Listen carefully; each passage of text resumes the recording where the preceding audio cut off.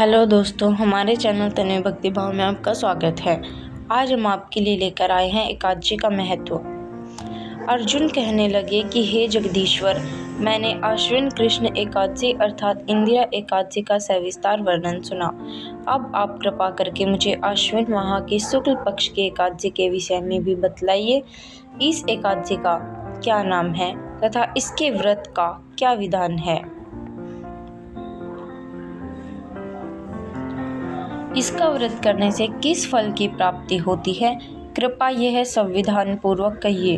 भगवान श्री कृष्ण ने कहा, हे कुंती नंदन, आश्विन माह के शुक्ल पक्ष की एकादशी का नाम पापाकुंशा एकादशी है। इसका व्रत करने से सभी पाप नष्ट हो जाते हैं तथा व्रत करने वाला अक्षय पुण्य का भागी होता है।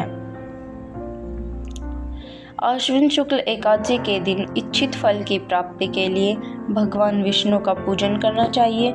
इस पूजन के द्वारा मनुष्य को स्वर्गलोक की प्राप्ति होती है।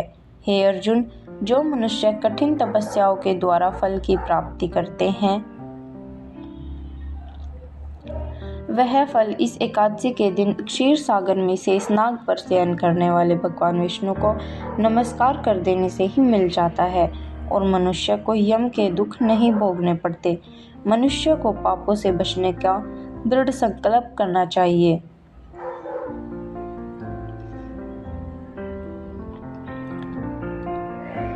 भगवान विष्णु का ध्यान स्मरण किसी भी रूप में सुखदायक और पापनाशक है, परंतु पापाकुंशा एकादशी के दिन प्रभु का स्मरण कीर्तन सभी कलेशों व पापों का शमन कर देता है।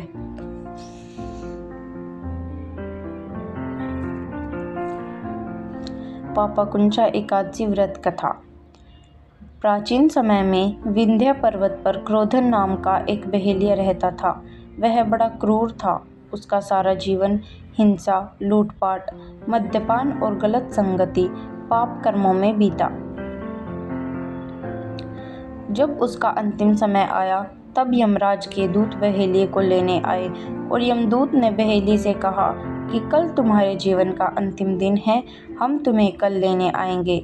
यह बात सुनकर बहेलिया बहुत भयभीत हो गया और महर्षि अंगिरा के आश्रम में पहुंचा और महर्षि अंगिरा के चरणों पर गिरकर प्रार्थना करने लगा, हे ऋषिवर, मैंने जीवन भर पाप कर्म ही किए हैं।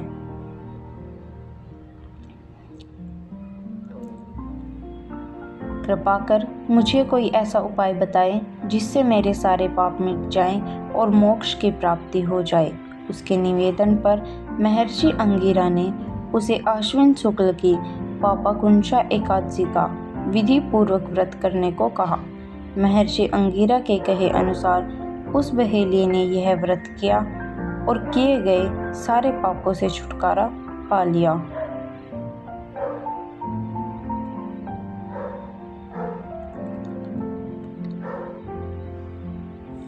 और इस व्रत पूजन के बल से भगवान की कृपा से वह विष्णु लोक को गया।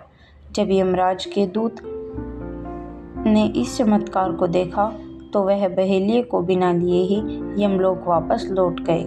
जय श्री हरि।